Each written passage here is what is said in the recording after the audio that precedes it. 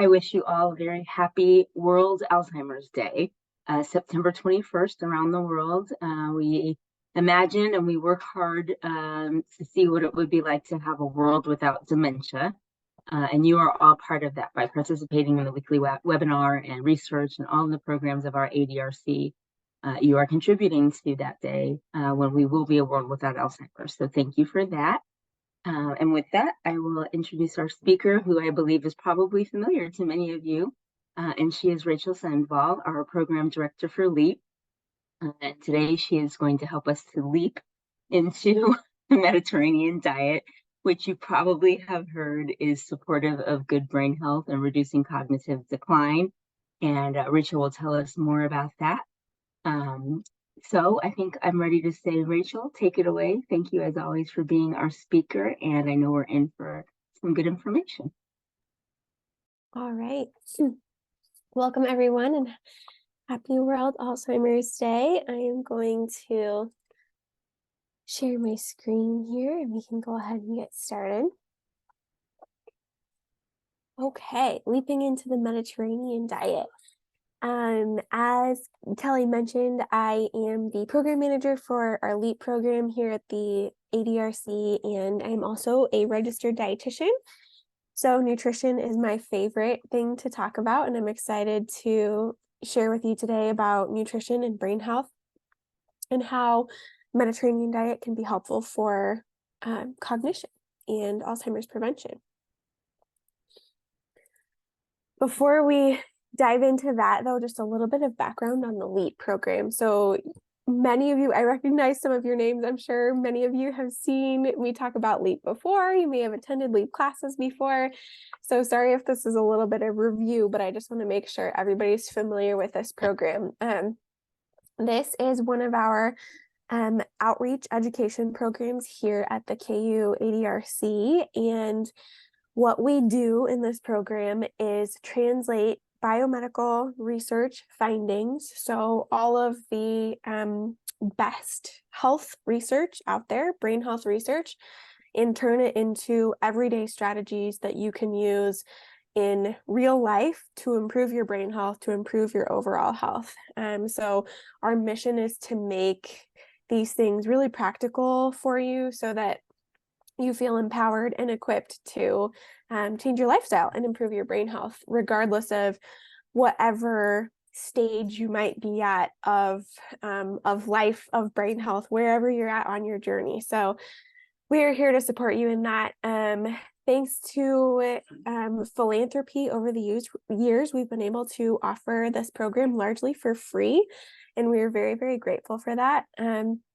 We have a couple of different things that we do. So you'll see me on these weekly webinars occasionally. So we offer a variety of different webinars, but our primary offerings are 2 courses called Brain Health Bootcamp and our Mediterranean Diet course. Brain Health Bootcamp is 6 weeks long and talks about everything you need to know as far as brain healthy lifestyle habits. People who complete Brain Health Bootcamp are eligible to join our alumni program, which is a really fun small group where we meet every week. We chat, we get to know each other, we support each other, we have guest speakers, we learn more about brain health. We'll do special topics like, maybe we talk more about antioxidants or something like that. So we dive even deeper into brain health with those. And then in our Mediterranean diet course, that one is 4 weeks long, and we do a deep dive into nutrition. And all of those are offered multiple times throughout the year. We've got, they're primarily online, but we do occasionally offer them in person. We just started this fall offering them in person again occasionally. So if that is something that interests you, stay tuned for more opportunities next year. But right now we have some online options for you, and I will tell you more about how to get signed up for those at the end here, but they're all free. So let us know if you're interested in more information. We also have our Brain Power Blueprint, which is sort of a guide or textbook, a very user-friendly textbook that goes with Brain Health Bootcamp, and is really, really helpful resource to give you more information and have everything kind of written down for you in one easy reference. So that one is available as well. Okay, so our 6 goals for brain health that we cover throughout this program and particularly focus on in Brain Health Bootcamp are: number 1, move more. And that is referring to physical activity. So generally just getting movement in throughout the day. We know that a sedentary lifestyle, so if you happen to have a desk job and you are sitting all the time for your work, or for whatever reason you tend to be seated for much of the day, we would call that being sedentary, and we know that that increases a lot of health risks, including brain health. And so our goal when we talk about moving more is simply to just get up and move around more throughout the day. That could be chores, grocery shopping, going for a walk, walking the dog, so many different ways that we can get that in. But it's different from exercise. So we have move more, that gentle movement throughout the day, and then get fit, and that is focused on exercise. And that's much more targeted and specific to enhancing our fitness. So we want to get aerobic exercise that can have some direct benefits to brain health and improving cognition at a variety of different stages in our brain health journey. Strength training is also very beneficial, has many long-term benefits to our overall health and our brain health. And then we also encourage balance and flexibility exercise. So those are all important, but particularly aerobic and strength training when it comes to brain health benefits. Number 3 is eat healthy. That's what we're going to talk about today. So we'll dive into that more. Number 4 is sleep well. Of course, easier said than done, but very, very important for our brain health. And we talk about that a lot in Brain Health Bootcamp. Number 5 is stay connected. And that when we talk about staying connected, we're talking about social connection or social engagement, as well as cognitive engagement. So how do we stay connected to our community, our friends, family, our relationships? That's important for brain health. And then how do we stay connected cognitively, intellectually, keeping our minds challenged so that they continue to grow and stay strong, continue sort of building that muscle that is our brain to keep it healthy. And number 6 is manage stress and mental health, because those are crucial for our brain health as well. And we talk more about that in Brain Health Bootcamp too. Okay, let's dive into Mediterranean diet. So this is not a diet. It's actually an eating pattern that is based on the traditional diet or traditional eating patterns of the people living near the Mediterranean Sea. And as you can see, just glancing at this map and this list of countries here, that's actually a very large area with several different countries and quite a wide variety of different cuisines that are consumed in these areas or in this area.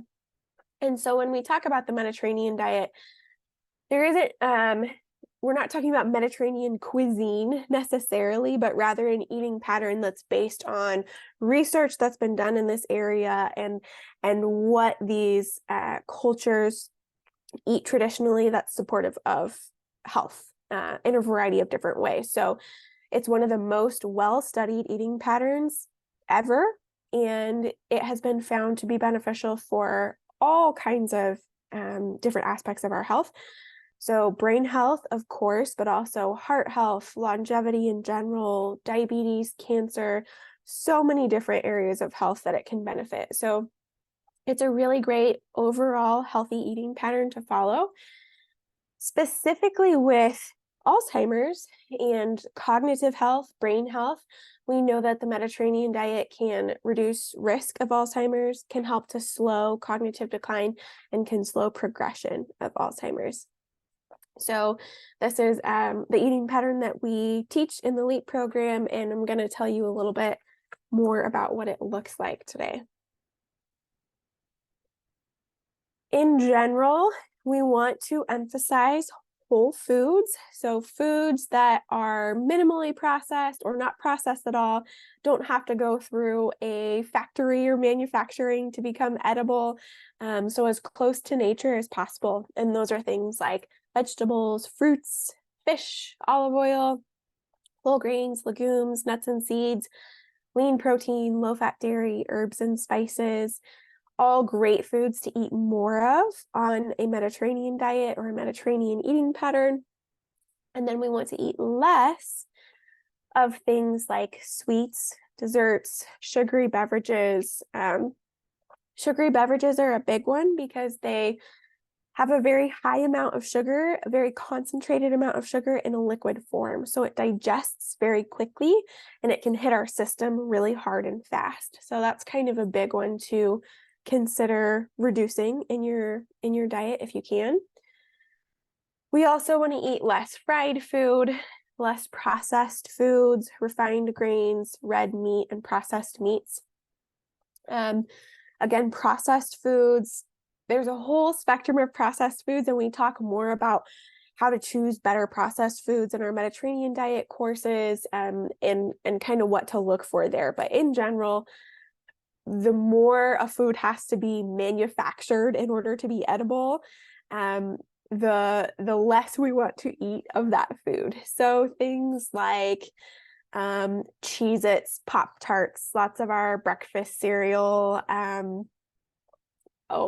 frozen pizza, I don't know. So many different processed foods, things that come in packages. We want to eat less of those and more of the whole foods. When we talk about reducing refined grains, that's referring to things like white bread and other white bread based products. So a lot of our pastries and things like that, we want to eat less of. We want to replace those with whole grain alternatives. So whole grain bread, for example. And then red meat includes both beef and pork. They've done a great job of marketing pork as the other white meat, but it is considered a red meat from a nutrition standpoint. And then our processed meats are going to be things like hot dogs, salami, bologna, things like that we want to watch out for. This is our LEAP plate model, and this is just a really helpful tool for you to visualize when you're thinking about how can I have a more brain healthy meal today. It doesn't have to be perfect. It's not going to be perfect all the time, but just if having this picture in mind can be really helpful for building a balanced meal. So several things to notice about this. Number one is that half the plate is vegetables. So we do want a lot of those non-starchy veggies. That's always going to be a gradual change. If you're not already eating half a plate of vegetables at every meal, we don't want you to do that overnight. We want to have a gradual change there. Number one, you're more likely to be successful with that change if it's gradual. And number two, it can really upset your digestion if you do it too quickly. So gradual changes are best. Non-starchy veggies include things like broccoli, onions, carrots, asparagus, dark leafy greens, tomatoes, cucumbers. Most of the vegetables that you can think of are non-starchy. There are a couple of exceptions that are starchy vegetables, and those are corn, peas, potatoes, and some of our winter squashes like pumpkin and butternut squash. And then beans technically are not a vegetable. Some people think of them that way. They are also considered starchy. So all of those starchy foods aren't necessarily bad for us. We just put them in our starch or fruit category on our plate. So when we're thinking about our overall meal balance, we want to think about proportions to some extent, and about a quarter of a plate of our carbohydrate source or our starch or fruit is a good thing to aim for. So a quarter of a plate starch could be starchy veggies, could be grains like brown rice or whole grain bread, could be fruit like berries or apple. So lots of different options in that quarter of our plate. The other quarter of our plate is going to be our protein source. So if it's an animal source of protein, that could be fish, poultry, eggs, something like that. We want to aim for about a quarter of our plate because that helps to make sure we get enough protein at that meal, helps to balance everything else out, helps to promote stable blood sugar, lots of different benefits. So about a quarter of a plate or a palm-sized portion of protein is a good thing to aim for. If you're having a vegetarian meal, often your starch and protein section are going to be blended together. If you're eating like a high protein grain like quinoa, for example, or lentils, beans, some of those plant sources of protein are going to fall under both the starch and protein categories. And then last but not least, we want to make sure we have at least a little bit of healthy fat at every meal.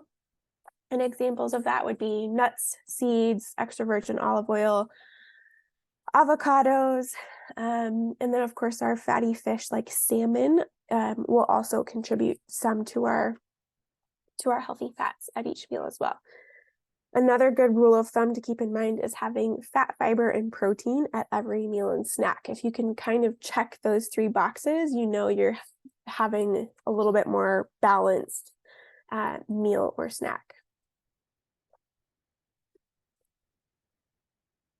Okay, so we've got 3 key concepts for brain healthy eating that I want you to remember after today. And just so you know, we spend a full week discussing each of these as a part of our Mediterranean diet course. So I'm going to give you just a very, very quick snapshot here.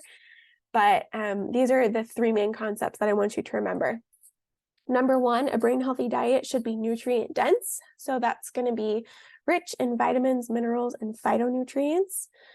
Number 2, it should be low glycemic, which means that it helps to promote healthy blood sugar regulation. And number 3, it should be rich in healthy fats. So plenty of olive oil, nuts, seeds, and fish. And I'm going to give you just a couple of tips on how to boost each of these things or how to incorporate each of these things. So here are 3 easy ways to boost nutrient density.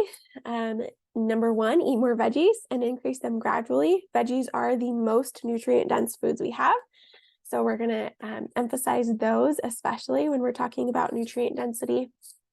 Number 2, choose whole foods over processed foods. And number 3, eat brain superfoods like onion, broccoli, and berries.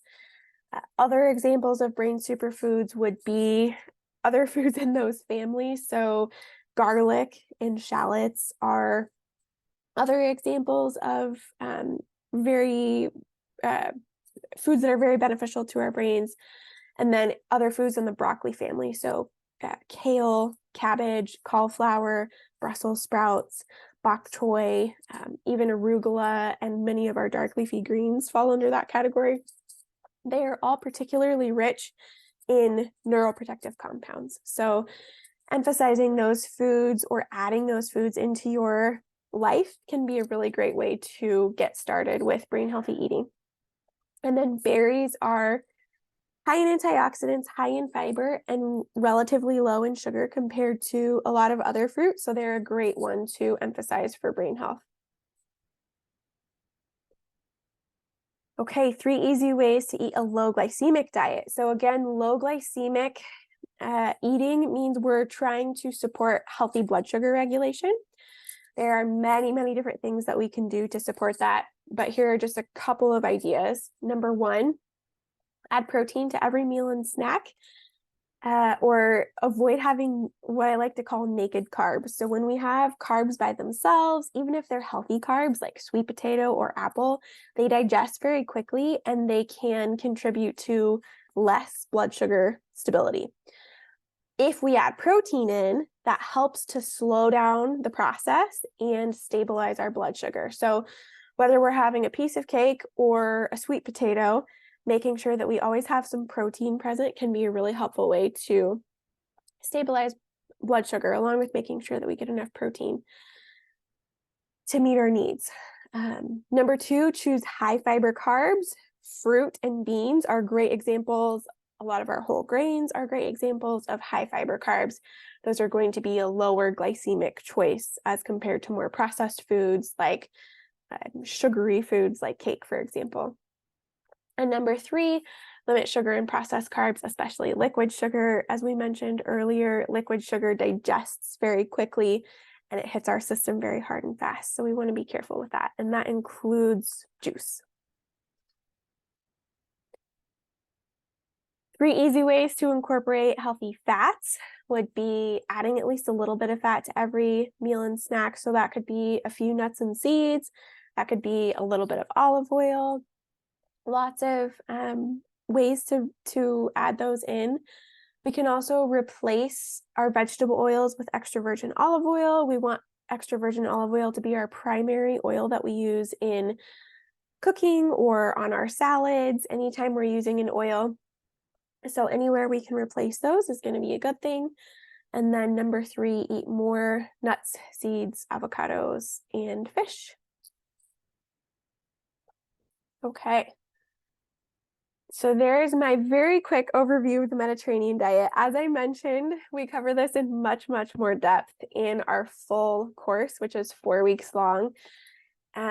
We typically have live Zoom classes each week with Q&A time, and we cover an intro to the Mediterranean diet. We talk about each of those 3 key concepts that I mentioned in depth.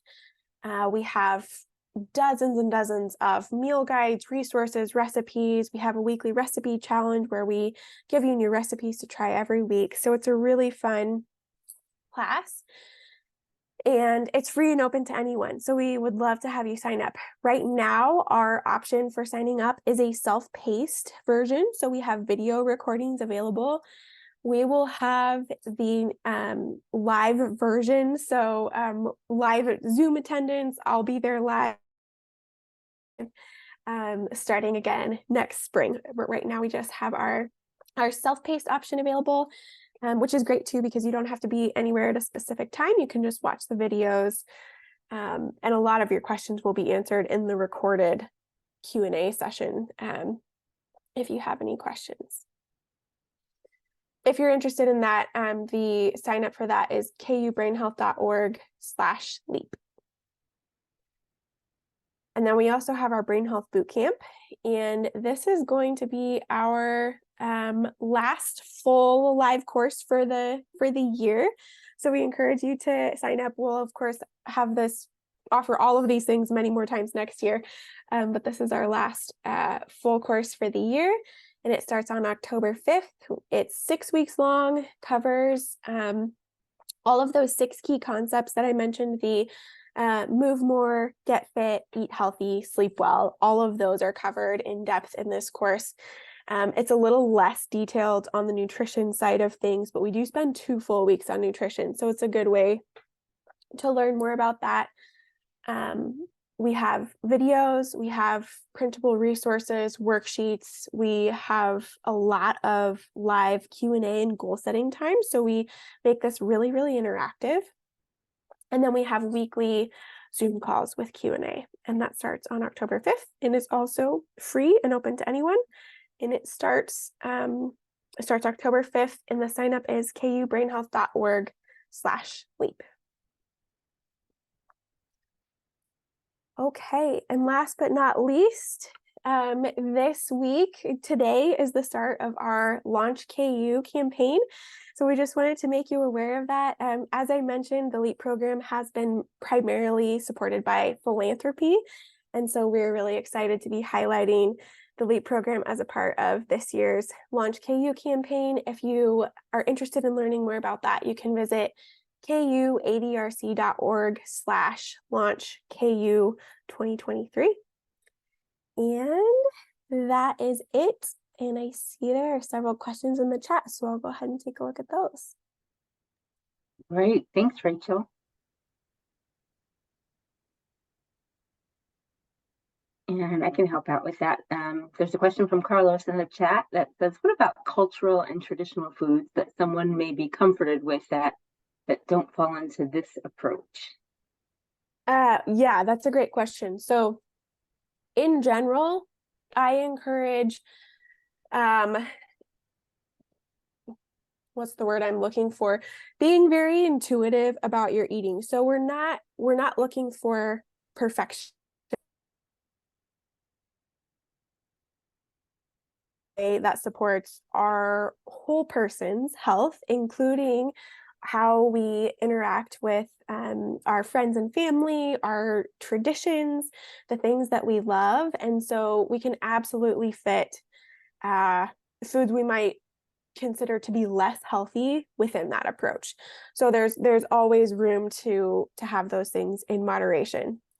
We want the foundations of our diet to be supportive of our physical health, our brain health, and generally following a lot of those recommendations, but we always have room to incorporate some of those foods that are important to us in our diet as well.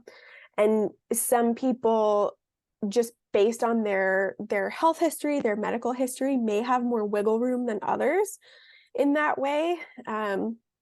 For example, athletes can get away with eating a lot more sugar than non-athletes and be healthy in that eating pattern. So there are a lot of different things to consider there, but hopefully that helps. We're never trying to be rigid with our eating. We want to eat in a way that helps us to feel good long term and support our health long term, and that I hope does not include a large amount of stress over what we eat or rigidity over what we eat. Awesome. Susan asks, is there any healthy oil to use for salad dressings that does not solidify in the fridge? I guess I would ask why you're storing your olive oil in the fridge.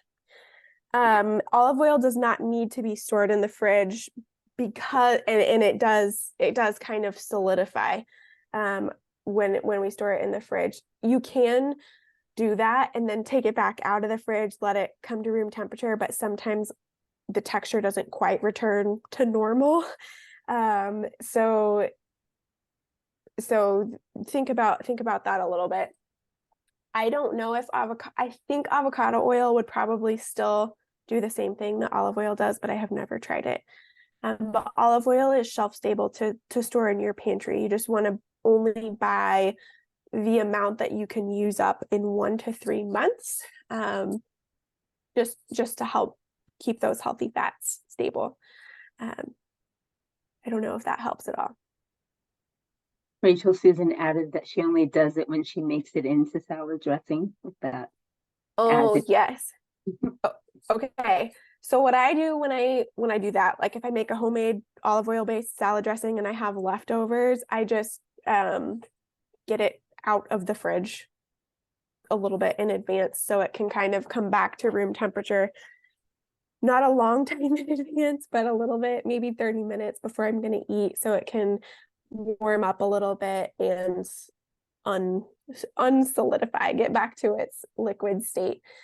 You could also run it under a little bit of warm water, but you may want to make oils or dressings that are in small batches if it's something that has to be refrigerated, or if you're using vinegars as opposed to like lemon juice or something like that, it wouldn't necessarily have to be refrigerated. Good, thank you.